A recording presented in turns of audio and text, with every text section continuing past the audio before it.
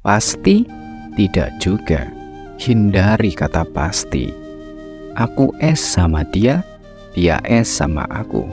Ada orang yang melengkapi kata itu dengan suka, ada pula sebal, senang, selingkuh, atau kata-kata lain yang belum terpikir olehku. Kalau seperti itu, apakah kamu bisa memastikan kata apa yang cocok untuk melengkapi huruf S tersebut? Kamu memang bisa menebak dan melengkapi kalimat tersebut, tapi yang membuatnya menjadi sulit adalah tidak ada jawaban pasti untuk melengkapi kalimat tersebut. Semua tergantung keinginan dari tiap orang yang membacanya. Tidak pasti. Pasti mungkin. Kata mungkin masih terdapat peluang untuk suatu ketidakpastian atau malah kepastian. Begini ya, aku ini adalah penganut ketidakpastian. Aku kurang setuju dengan mereka yang sering berkata kalau hidupmu pasti akan seperti ini atau seperti itu. Jujur saja, walau aku percaya dengan nasib, tetapi aku tidak percaya dengan nasib buruk. Bingung? Merasa bahwa aku ini seorang yang egois? Ya, bukankah memang seperti inilah manusia mencari kepastian di tengah ego mereka? Lalu bagaimana dengan nasib buruk? Seorang peramal mengatakan bahwa kamu akan bernasib buruk. Apakah kamu memilih atau untuk percaya? Pasti kamu berusaha untuk mengelak, entah berusaha meragukan kemampuan sang peramal, menuduhnya penipu, hingga mencari tahu tentang ramalan tersebut dan akhirnya memilih untuk mengurung diri di dalam kamar agar terhindar dari kejadian buruk. Seperti inilah manusia. Nasib baik selalu kita terima dan nasib buruk selalu ditolak. Kita sebagai manusia bisa dibilang pintar, tapi terkadang pantas dibilang bodoh. Entahlah, siapa yang pintar dan siapa yang bodoh. Tapi bukankah hampir semua orang merasa dirinya pintar? Selama ini kita akan merasa senang jika ada orang yang memuji kita pintar. Dan kita pun pasti akan berkata bahwa dia pintar. Tapi bagaimana jika ada orang yang mengatai bodoh? Wah, umpatan pun akan keluar dari mulut kita. Terkadang kita ini memang lucu, seperti burung beo. Aku punya beberapa contoh cerita yang menggambarkan ketidakpastian. Mungkin kamu pernah membaca kisah ini atau memiliki pengalaman yang mirip dengan cerita berikut. Di Cina ada seorang laki-laki bernama Yuyan. Awalnya ia tinggal bersama orang tua dan ketiga kakaknya. Dua dari ketiga kakaknya itu meninggal disebabkan wabah penyakit yang sempat melanda desa mereka. Sedangkan satu kakaknya lagi berada dalam kondisi kritis yang juga disebabkan oleh wabah penyakit. Karena keadaan desa yang sudah tidak bersahabat, penyebaran penyakit pun semakin mengkhawatirkan. Akhirnya orang tua dan saudara lainnya memutuskan untuk meninggalkan desa. Tapi tidak dengan Yuyan. Ia memutuskan untuk tinggal di desa dan merawat saudaranya yang sedang kritis. Mendengar keinginan Yuyan tersebut, orang tuanya merasa khawatir dan mencoba untuk membujuknya agar ikut pergi meninggalkan desa. Yuyan menolak dan menjawab, "Aku memiliki tubuh yang kuat, jadi aku harus tinggal dan merawat kakakku. Jika ibu dan ayah ingin pergi, silakan saja, aku tetap tinggal." Mendengar ucapannya yang tegas, orang tuanya pun pasrah dan meninggalkan Yuyan bersama kakaknya yang sedang kritis. Orang tua dan semua kerabat pun pasrah dengan keadaan Yuyan dan kakaknya. Terlebih karena penyebaran penyakit semakin meluas dan jumlah penduduk yang meninggal pun terus bertambah. Beberapa bulan setelah orang tuanya meninggalkan desa, akhirnya mereka pun kembali untuk mengetahui keadaan anak-anaknya. Tentunya setelah wabah penyakit berhasil diatasi. Ternyata apa yang mereka khawatirkan tentang keadaan Yuyan dan kakaknya pun tidak terbukti. Ya, Yuyan dalam keadaan baik-baik saja. Begitu pula dengan kakaknya yang sempat ditinggal dalam keadaan kritis, kini keadaannya berangsur pulih. Selama 5 dekade, mulai dari 541 hingga 591 Masehi, Kekaisaran Romawi diserang oleh 4 wabah ganas yang menewaskan penduduk dengan jumlah besar. Tidak banyak data, bukti yang bisa dikumpulkan pada saat itu, hanya saja para sejarawan sempat mencatat kejadian itu. Menurut catatan sejarah, pada beberapa pasien yang terkena wabah penyakit menunjukkan beberapa gejala awal. Salah satunya sakit yang hebat di kepala, lalu dilanjutkan dengan mata yang mulai terlihat merah dan wajah membengkak. Selanjutnya, mereka mulai merasakan sakit di bagian tenggorokan dan keadaan mulai tidak bisa dikendalikan. Banyak penduduk yang meninggal. Beberapa pasien yang terinfeksi coba untuk diselamatkan, tapi usaha itu tidaklah berhasil. Korban terus bertambah setiap harinya. Mayat mulai menumpuk di pinggir jalan. Tidak ada yang berani menguburkannya. Saat itu suasana kota menjadi angker. Seluruh kota diselimuti aroma menyengat dari mayat yang tidak dikuburkan. Menurut catatan, penyakit berasal dari beberapa sumber, tapi penyebab penyebaran yang paling cepat adalah melalui kontak fisik. Karena itu, korban semakin bertambah. Banyak penduduk selamat mereka merasa ketakutan dan pada akhirnya berusaha untuk menularkan penyakit tersebut dengan sadar ke tubuh mereka sendiri, yaitu dengan menyentuh tubuh korban yang sudah meninggal, berharap penyakit dapat masuk ke tubuh mereka. Tapi usaha tersebut pun tidak sepenuhnya berhasil, karena ternyata penyakit tidak bisa menyerang seluruh tubuh penduduk kota. Ada juga penduduk yang kebal terhadap serangan wabah penyakit tersebut, yang akhirnya mereka berhasil selamat dan memilih untuk meninggalkan kota dan mencari daerah yang aman. Bagaimana kalau saat itu kamu menganut prinsip kepastian? Kamu akan berpikir bahwa mereka pasti meninggal? Pasrah saja, pasti mati. Eits, jangan salah. Alasan kematian itu tidak dapat dipastikan.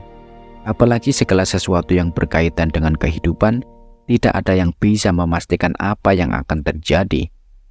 Orang bijak berkata, belajar tentang hidup sama artinya dengan belajar tentang kematian. Karena itu, rasanya sebagai manusia kita wajib belajar tentang hidup. Salah satu hal yang ingin diraih dari hidup adalah kesuksesan. Bukan hanya sukses secara keuangan, tapi masih banyak kesuksesan yang dapat diraih. Lagi-lagi, pencapaian kesuksesan ini pun tidak ada yang bisa memastikan. Jika orang lain menyebutmu bodoh, jelek, tidak menarik, pemalas, teledor, maka ajukan saja. Terserah mereka mau berkata apa.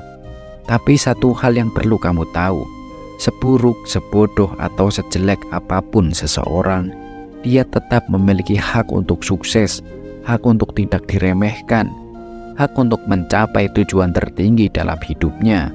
Hakmu tidak ditentukan oleh kekuranganmu. Terlebih lagi, hak yang kamu miliki tidak ditentukan oleh kegagalan yang sebelumnya kamu alami. Tidak percaya? Daripada hanya bisa mengutarakan apa yang dipikirkan, mungkin akan lebih baik jika aku membagikan beberapa cerita nyata tentang sosok yang dianggap tidak mungkin meraih kesuksesan, tapi pada kenyataannya mereka mampu menjadi sangat sukses. Ya, Nick Vujicic. Nick Vujicic lahir Melbourne, Australia pada 4 Desember 1982. Kehadiran Nick di dunia ini membuat orang tuanya sangat terkejut. Bagaimana tidak, Nick lahir tanpa kedua lengan dan kaki. Menurut dokter yang menanganinya, Nick terkena penyakit tetra amelia, penyakit yang sangat langka. Kondisi ini membuat ayah serta ibunya bertanya-tanya dalam hati, kesalahan besar apa yang telah mereka perbuat sehingga putranya terlahir dengan fisik yang tidak sempurna. Tak jarang mereka pun menyalahkan diri sendiri atas keadaan Nick. Tapi hal ini tidak berlangsung lama. Mereka sadar bahwa penyesalan dan keterpurukan tidak dapat mengubah keadaan menjadi lebih sempurna. Yang bisa mereka lakukan adalah terus mengamati pertumbuhan anaknya dan berusaha agar Nick tumbuh menjadi anak yang sehat. Ternyata benar, seiring dengan perkembangannya Nick tumbuh sebagai anak yang kuat, sehat, dan bahkan ceria seperti anak kecil pada umumnya. Bahkan sebagian orang menilai bahwa Nick memiliki mata yang sangat indah dan menawan, mata yang menunjukkan kebaikan dan ketulusannya. Keadaan ini lantas membuat orang tua Nick mampu menerima keadaan buah hatinya. Mereka mensyukuri keadaan keluarga mereka dan terus mengajarkan Nick untuk hidup mandiri. Sang ayah terus membimbing Nick untuk berdiri, menyeimbangkan tubuh, dan berenang sejak Nick berusia 18 bulan. Lalu dengan tekun dan sabar, sejak usia 6 tahun, Nick kecil mulai belajar menggunakan jari-jari kakinya yang sangat mungil untuk menulis, mengambil barang, hingga mengetik. Nick menyebut telapak kakinya yang berharga itu sebagai my chicken drumstick. Setelah orang tua Nick merasa kalau anaknya sudah bisa dilepas ke kehidupan sosial, ibunya akhirnya memasukkan Nick ke sekolah umum.